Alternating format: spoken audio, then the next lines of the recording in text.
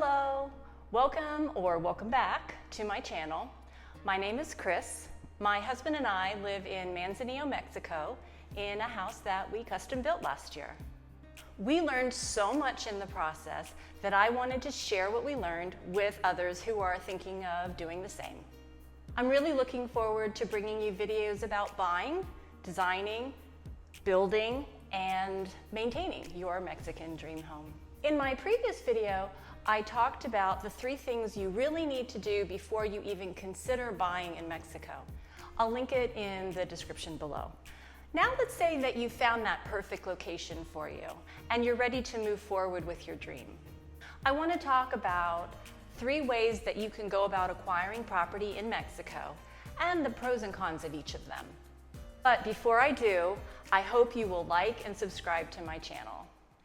Okay, so the first option would be to buy a new or newer home. Buying a new home can be a much more streamlined process. Since it's new or newer, you can move in right away and you don't have to think about making repairs.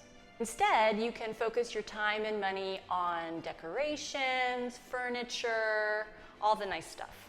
And you can see exactly what you're paying for because it's already built.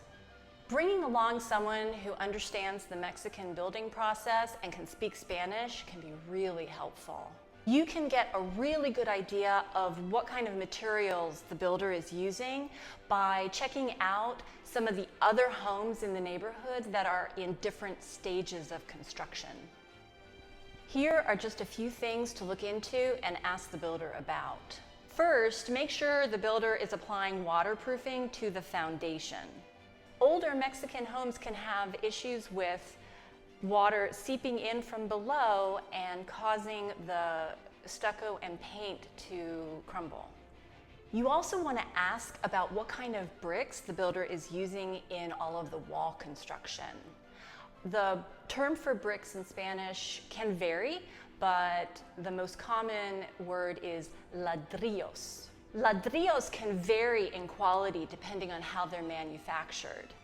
Some people swear by the red ones, but they can be more expensive.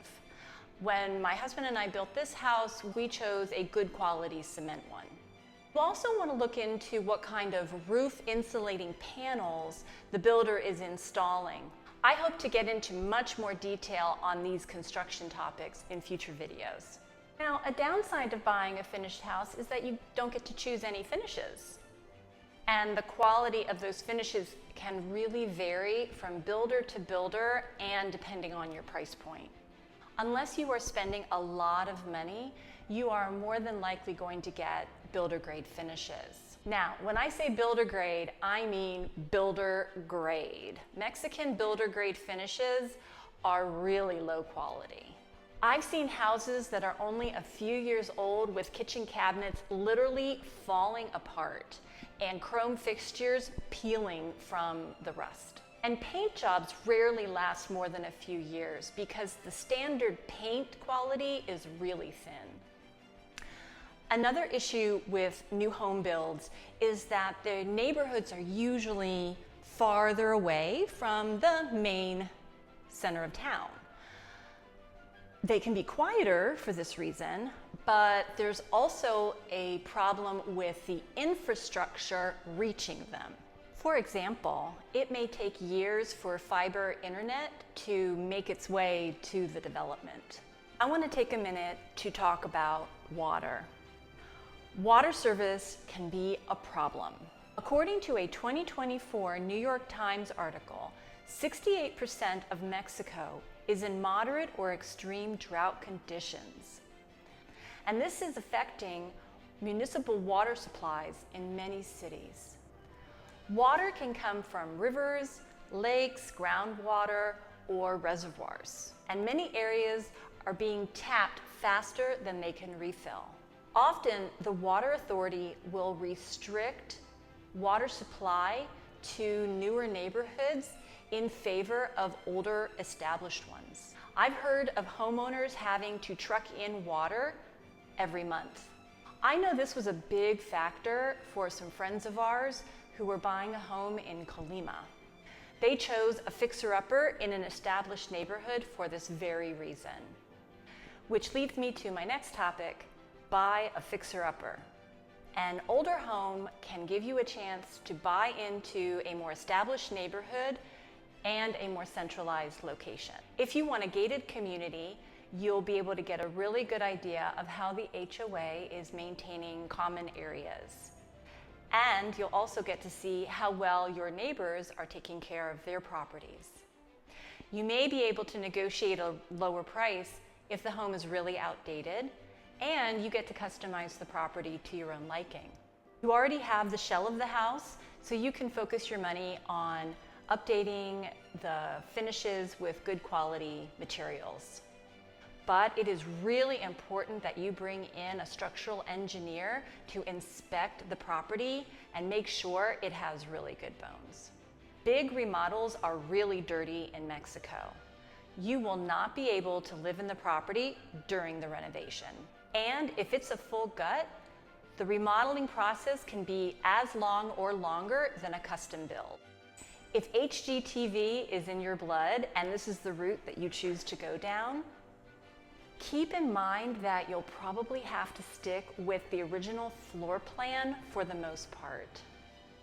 The way Mexican homes are built, it's really easy to add a door, a window, an archway, or even close off those things.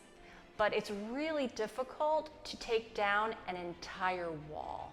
Moving or adding electrical is pretty easy. Ceiling fans, lights, outlets, not a problem.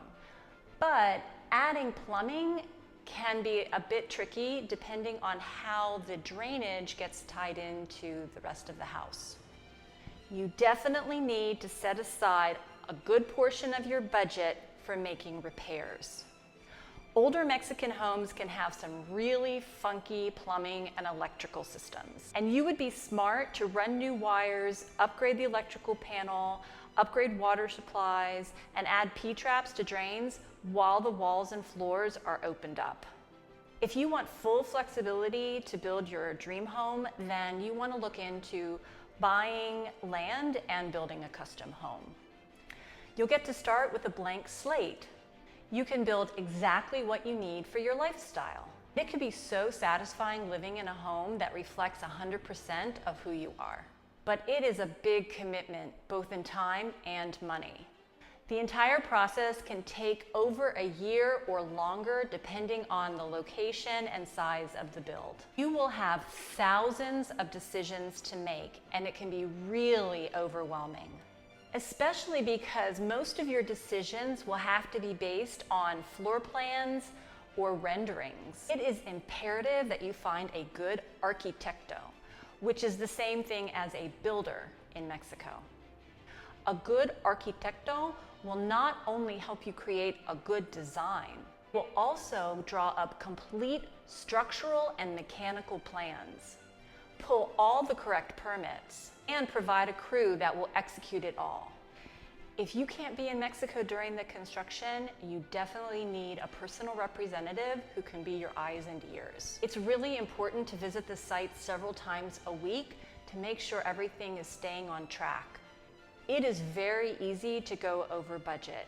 In fact, I would say you should plan on going over budget even if you are very, very careful. This is because of miscommunication and your own learning curve. Mistakes will be made. Items will be forgotten. You will make assumptions about the Mexican building process, and you'll have to make corrections. Ask me how I know. Hopefully this video has opened your eyes to some of the special quirks of buying or building property in Mexico. Deciding whether to buy, build, or remodel is a personal decision. No matter which way you go, there will be compromises you'll have to make. An older home is going to need a lot of repairs and upgrades. A new home might not be in the best location. When you buy, you might not get everything on your wish list.